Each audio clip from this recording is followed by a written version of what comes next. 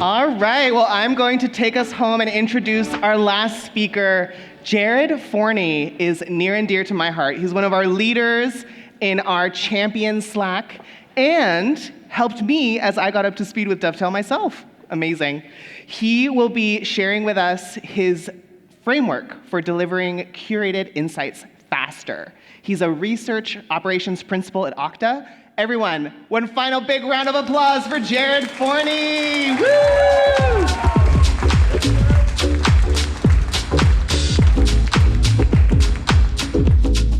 All right, good afternoon, everybody. First, let's just give a big shout out to Jeremy and Sean and everybody front and backstage at Dovetail today for an awesome event. Fantastic. So, as Jeremy mentioned, my name is Jared Forney. I'm Research Operations Principal, and today I'm going to talk to you a little bit more about a framework that I've been working on. So, to kind of kick things off, I thought it'd be really helpful to set some context, because we all work in organizations of various shapes and sizes, and I feel like it's really helpful to lead with this so you kind of know where I'm coming from. So, I've been at Okta for about 7 years now, and for the last 2 years in particular, I've been focused on research operations after transitioning from a UX researcher role. And from there, I have a number of responsibilities, including knowledge management, governance, recruitment coordination, research workflows, just a few things. And really, I've watched the organization grow and mature from a research standpoint in that 7 years, from being the second researcher at Okta to now supporting a team of 12 within a product organization of 900 in a broader company of 6,500 globally. And in that time, we've been using research repositories as a function for about 3 years or so, and we've been happy Dovetail customers for about 2 of that. And what I really want to talk about and focus on today is some changes that we've noticed in our evolution of our kind of research maturity and how it's changed our relationship with insights and how we deliver them. So I'll start with a problem. So we've been really happy Dovetail users for a long time, particularly on the analysis front. Our researchers find it's a really powerful tool for analysis and development. But we started noticing anecdotally from some feedback from some of our stakeholders 2 key things. And the first of these things was that our stakeholders were actually having trouble finding insights in our repository. And we were starting to notice more and more evidence of artifacts with insights being created outside of the repository in tools, Google Workspace tools, for example, your slides and docs of the world. And the second thing I noticed was that our researchers themselves were spending more time extracting and digging for insights in our repo. And this sometimes resulted in a lot of duplicate work when serving that first use case and generating those other artifacts for presentations or readouts. And it didn't leave a lot of time in coordination with their compressed study schedules. It didn't necessarily leave a lot of time to connect the dots between individual studies. So when I was thinking about these 2 kind of fundamental challenges that we were facing with the current state of our repo, I really started to think about, well, our research org is kind of like a restaurant. And I might have been out to eat while I was thinking about this, or just hungry, or both. But what I realized was that our research organization is a lot like a restaurant in the sense that our researchers are kind of like our chefs, right? They're taking all of these dishes in forms of our insights and serving them to diners, our stakeholders. And there's this kind of ongoing relationship and cycle that was formed with all of our researchers when they're serving insights throughout our organization. So I started to think about this as kind of a loose framework, and I was like, I wonder if there's anything to this. And so I did, channeling the researcher background that I have and those roots, I never truly get away from it. I did a series of listening sessions, and I spoke to all manner of folks throughout our product org, our researchers, of course, designers, product managers, and I really wanted to get a fundamental understanding of what the problem was.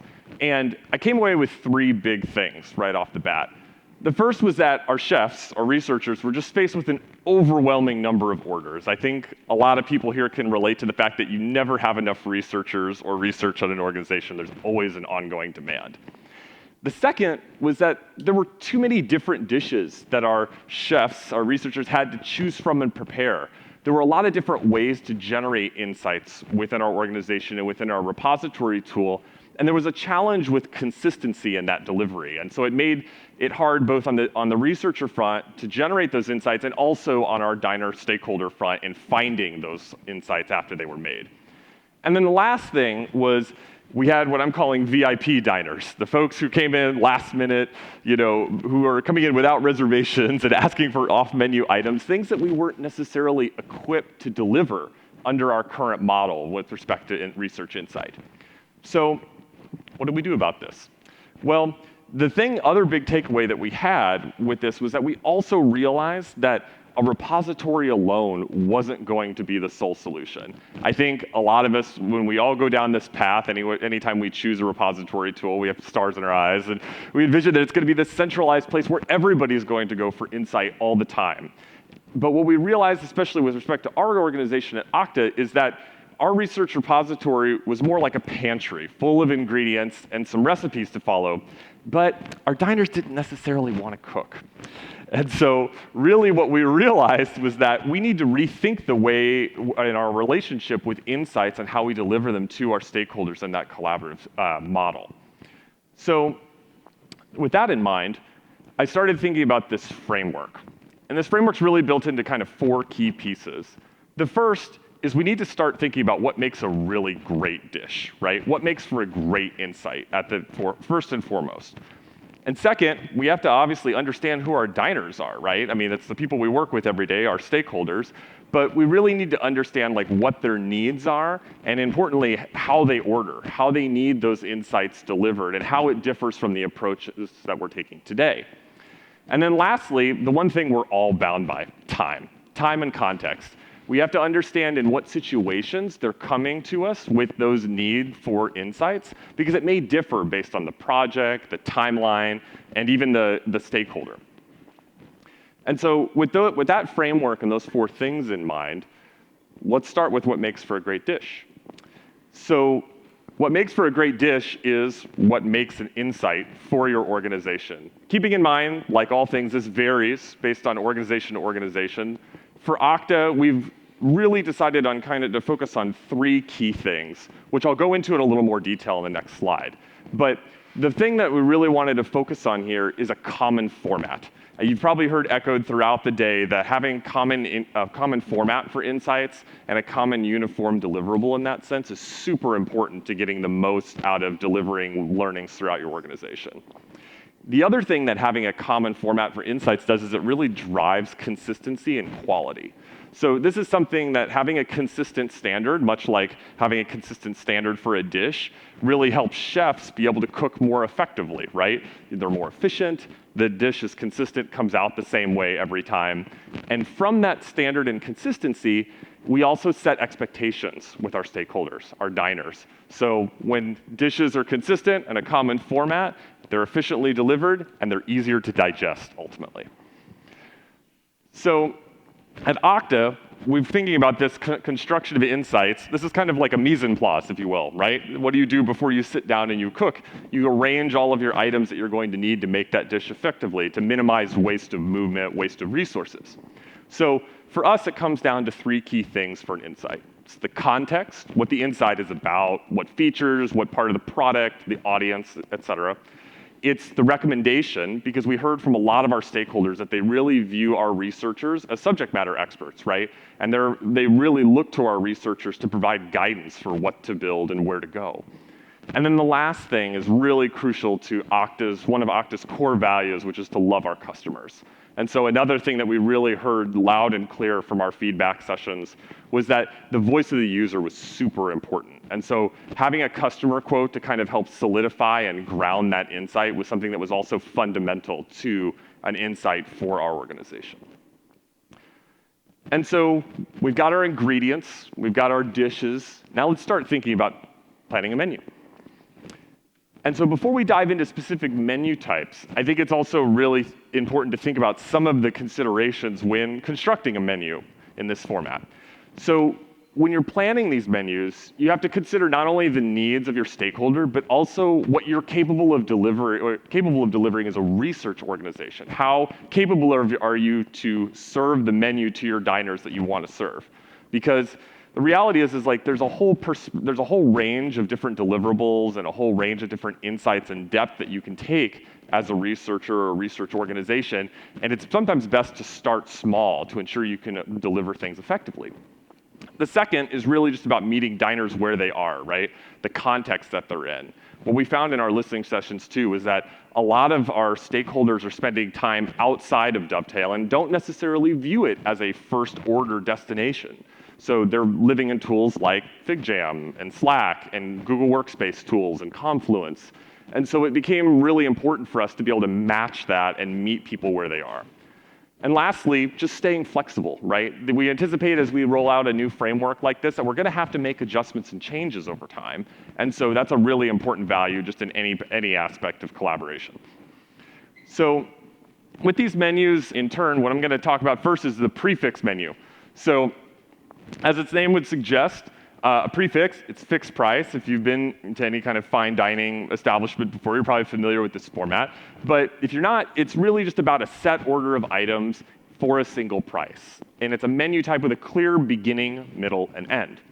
And in this case, there's a lot of benefits to this, particularly if you have a more generative, exploratory style research that you're doing, because it's easy to control for cost and it's replicable, right? You're doing the same process each and every time.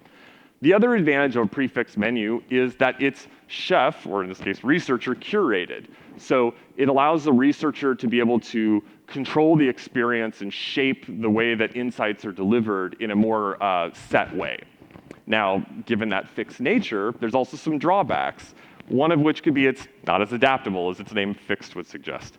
And it takes more time generally to prepare these like larger, prefix setups. So it's something that may not be as well suited for something more tactical. So an example of this, and I just have these as this is for illustrative purposes, but really like an example of what this might look like within our organization for a large kind of foundational generative study might start with a literature review, internal and external. It might involve some research question design with stakeholders in a workshop. It might also then follow with customer interviews with debriefs in Slack or another tool after each session, and then a research readout that might be with the feature team or the broader product org, including time for Q&A, and then ultimately it might find its destination in our repository with those responses to Q&A as kind of an ultimate end goal. And really, the message here is that this is something that would be like largely researcher-driven in terms of how the insights are formulated, how it's structured, and that it has that, again, that clear beginning, middle, and end in a repeatable process. So in contrast, we have something like a la carte. So as its name would suggest, it's from a menu, right? It's something that's more about selecting items individually rather than being in a set order. The real obvious benefit of this is flexibility and choice, right? It's something that's not necessarily always defined the same way every time. And the ability to mix and match is, of course, its strength, but it's also a weakness. As anyone who may have ordered from a la carte before, if you're like me, sometimes you order with your eyes instead of your stomach. That can happen with this too. And you have to be really careful not to mount and combine too many things together that may not necessarily fit, because ultimately the cost can wind up greater than if maybe you chose another method.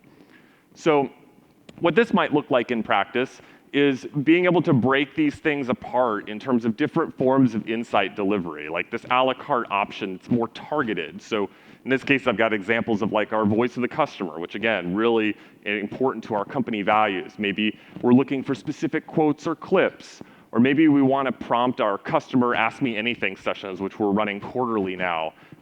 If people want to get involved in generating a prompt for that. We might look for things like, along product improvements, a highlight reel of all the usability issues we might have around a specific topic. These are things that could be done more ad hoc, a la carte, on demand. So that's really how that differs from a more prefixed option in a set series of steps.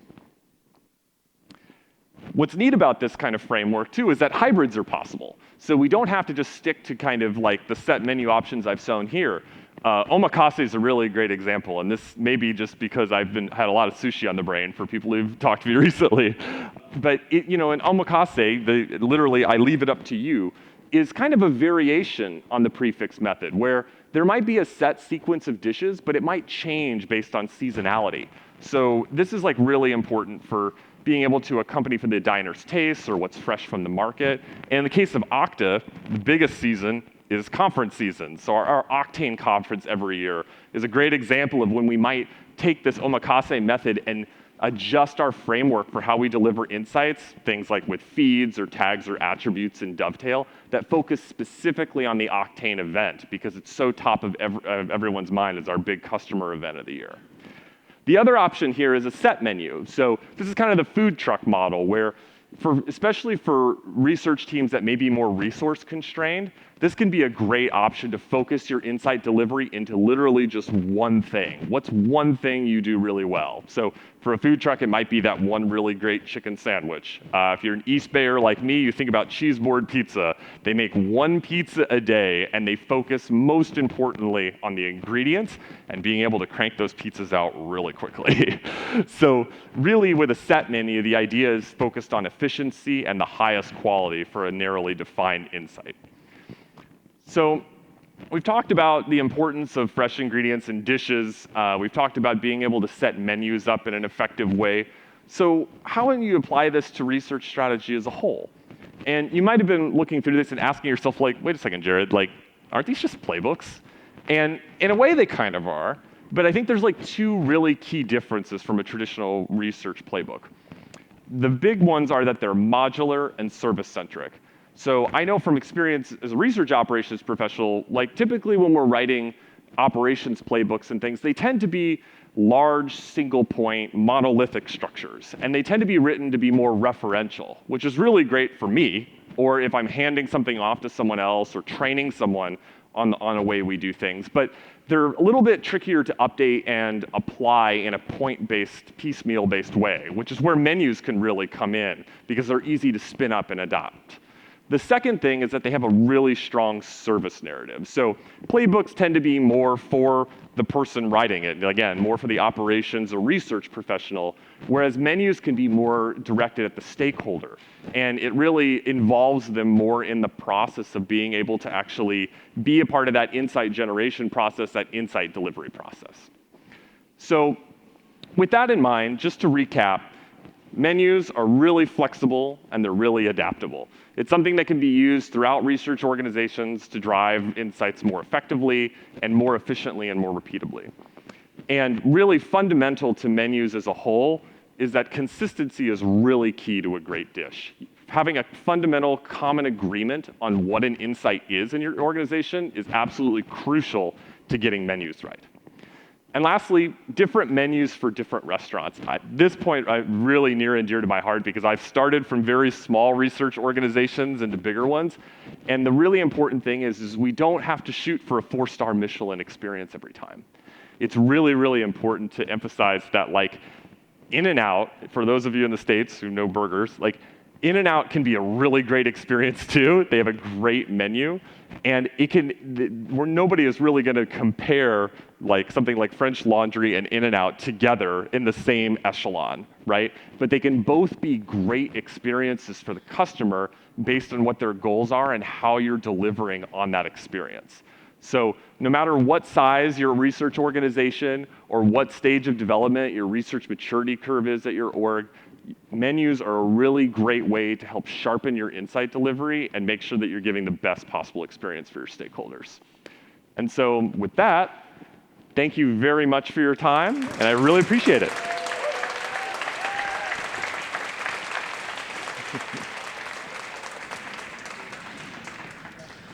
Amazing, amazing. We do have one question. The audience on YouTube has been responding with enthusiasm.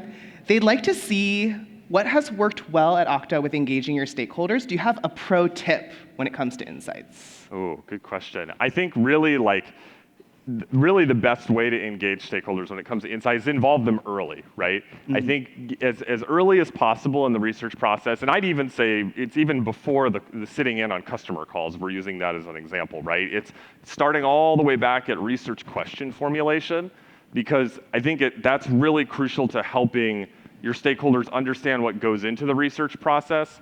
It allows them to be more invested in the outcomes of the research because they've had a hand in shaping those questions. And I think ultimately that's really the best way to get them engaged. The earlier, the better. Great, yeah. The audience, again, is responding really well. They love all the advice and tactical tips. Thank you, Jared.